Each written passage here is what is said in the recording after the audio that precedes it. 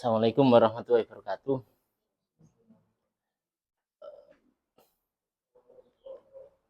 Tentu kita semua itu beragama ya. Dan pengennya itu segala sesuatu itu kalau bisa ya 100% sempurna gitu. Misalnya sampean dikasih uang 100.000 tapi cuma sebelah. Seneng apa enggak? 100.000 dibagi dua gitu loh. Sesuai aneh dikana sampean, si sini dikana kancane sampean. Sampean seneng apa enggak? Enggak bisa dipakai. Nah, dalam kehidupan itu agama itu bisa disempurnakan. Idza tazawwaja al-abdu faqad istakmala nisfaddin. Falyattaqillaha fi nisfil baqi. Jadi orang yang menikah itu separuh agamanya sudah sempurna, baru separuh.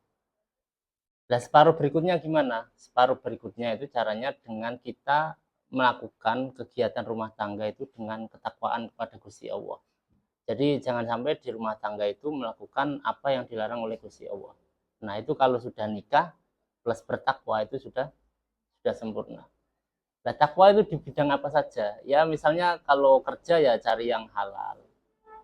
Kerja cari yang halal. Kemudian misalnya pengen ngobrol-ngobrol sama tetangga ya sebisa mungkin yang dibahas itu jangan gosip, tapi cerita-cerita yang lucu, yang unik atau yang apalah. Itu termasuk takwa. Kemudian makanan juga ya dipilih yang halal. Kalau makanan itu jangan hanya yang halal sebenarnya, tapi juga yang bergizi, yang baik, halalan thayyiba.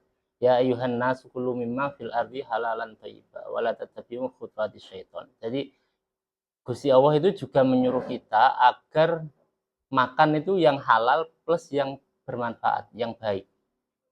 Misalnya sampean hanya minum saja atau makan nasi saja, berarti kan ada gizi yang tidak terpenuhi.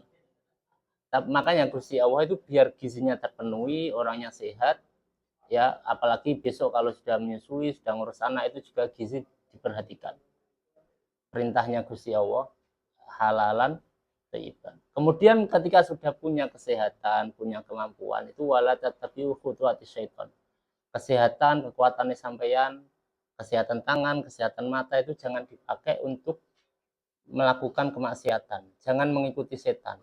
Setan itu adalah wala tatabi'u khutuwati syaiton innahu lakum aduwwum mubin. Setan yang menyuruh kejelekan itu adalah sebenarnya musuh kita. Cuma kan kita kadang nggak sadar, oh sudah terlanjur ngobrol, gosip kemana-mana, nggak terasa 2 jam itu sudah numpuk-numpuk dosanya ya. Kemudian takwa lagi termasuknya adalah melakukan hak masing-masing, melakukan kewajiban masing-masing, melakukan hak. Jadi nanti dibagi saja. Misalnya suami keluar cari kerjaan yang halal, istri di rumah ya yang ngurus anak, ya nyapu dan lain-lain. Meskipun misalnya nyapu, nyuci, masak itu sebenarnya kewajiban suami ya. Ya mas-masnya ya, sebenarnya kewajiban suami. Kalau ada istri kok mau memasakkan itu ya sebenarnya mencari pahala, itu pahalanya besar. Jadi jangan sampai ini kewajibannya suami, jadi pokoknya yang masak ya sampean nggak mampu ya cari pembantu. Padahal gajinya belum cukup, itu malah kasihan. Ya kita melihat keadaan suami. Kalau kita mampu membantu ya seperti tadi yang disampaikan, kita kerjasama. Nikah itu ibaratnya suami istri itu satu tim. Jadi yang harus menjaga kerukunan, kesejahteraan keluarga, kebahagiaan anak itu ya suami istri, bukan salah satunya. Bukan salah satunya. Ingat-ingat sampean itu kalau sudah nikah itu menjadi satu tim.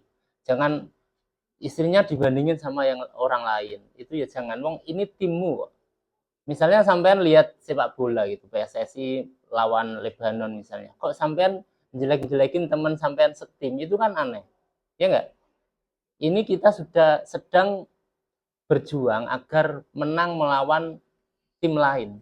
Jadi kita harus kompak. Suami istri harus kompak biar setan itu enggak ketawa-ketawa. Oh, ini enggak kompak, bertengkar terus, anaknya dibiarin. Itu setan yang bahagia. Tapi sampean nanti menyesal di kemudian hari. Itu jangan.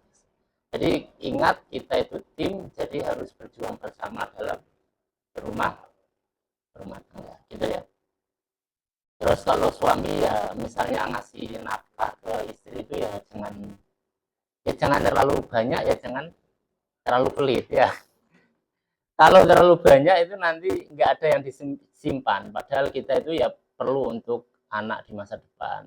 Ya anak mungkin perlu haji dan seterusnya. Tapi ya jangan pelit. Sampean memberi nafkah ke istri itu juga termasuk sodako.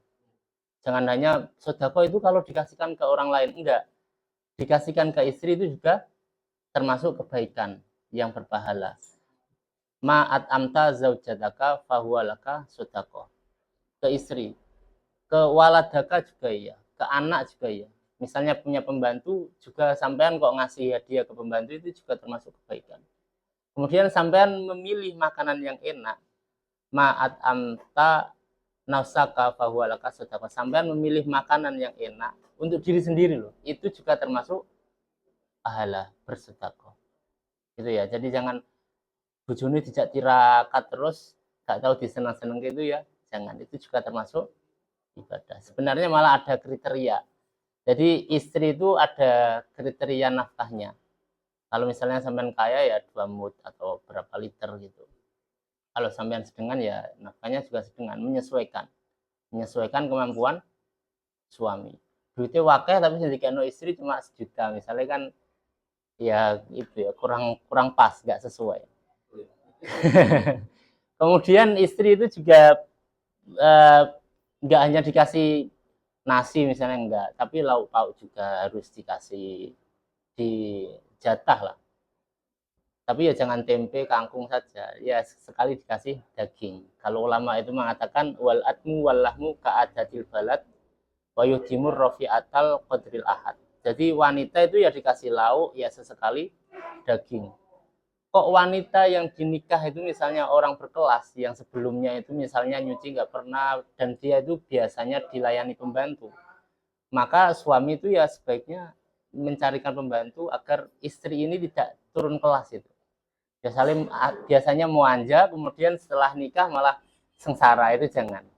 Ya mas-masnya ya, sebisa mungkin kita itu memperhatikan, oh biasanya istriku sebelum menikah itu seperti ini. Sebisa mungkin cowok itu menyediakan yang seperti itu biar tetap bahagia. Wanita itu kan sudah meninggalkan keluarganya ya demi mas-masnya.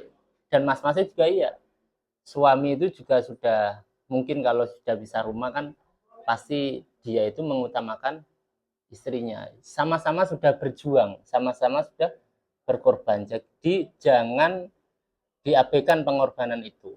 Harus kita itu menyuguhkan kebahagiaan untuk pasangan kita masing-masing. Seperti tadi yang disampaikan, kita itu satu tim dan harus kompak. Saling menghargai, saling mensupport biar berhasil. Rumah tangganya itu biar berhasil. Ya kiranya itu aja lah. Tadi pesannya misalnya, terus jangan lupa misalnya habis berhubungan itu ya jangan lupa mandi wajib. Mandi wajib itu ya untuk menghilangkan hadas besar kan. Kalau kita wudhu itu kan hadas kecil dihilangkan.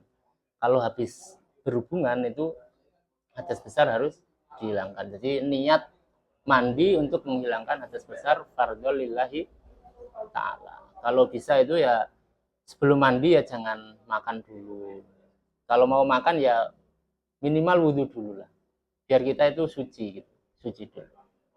Ya, jadi kita kenapa kok harus mandi yang benar juga, semua badan itu rata, lembit-lembitan, kuku-kuku belakang semua rata, semua badan itu.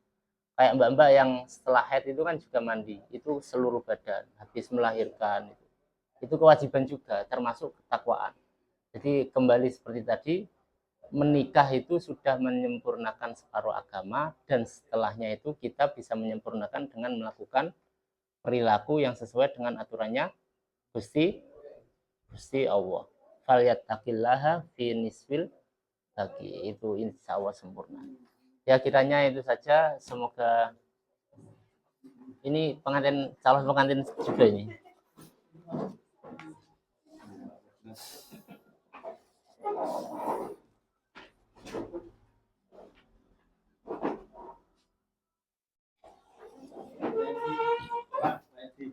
Sampai jumpa, Pak.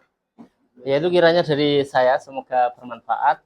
Kita ingat pesan-pesan Gusti Allah tadi, pesan-pesan Nabi Muhammad. Kita itu harus bertakwa dalam berumah tangga. Haknya suami mana, kewajiban istri, kewajiban suami itu harus diperhatikan. Ya itu saja, nanti dilanjutkan sama itu. Biar kita itu, kenapa kok dikasih bimbingan? Ya biar besok itu dalam menapaki kehidupan rumah tangga itu lebih enak. Misalnya sampean mau ke Surabaya, nggak tahu petanya, itu kan harus dikasih tahu biar mudah mencapai tujuan. Kenapa kok ada bimbingan sebelum nikah? Ya biar mudah mencapai rumah tangga yang sakinah mawaddah warahmah. Kalau nggak dibimbing itu bisa kemana-mana. Kebiasaannya itu bisa kadang nggak teratur. Terus pesan satu lagi, kalau bisa di rumah itu selain tadi kompak, itu punya kegiatan yang dilakukan bersama untuk memupuk kekompakan. Misalnya habis maghrib itu sampean punya kegiatan yang dilakukan berdua.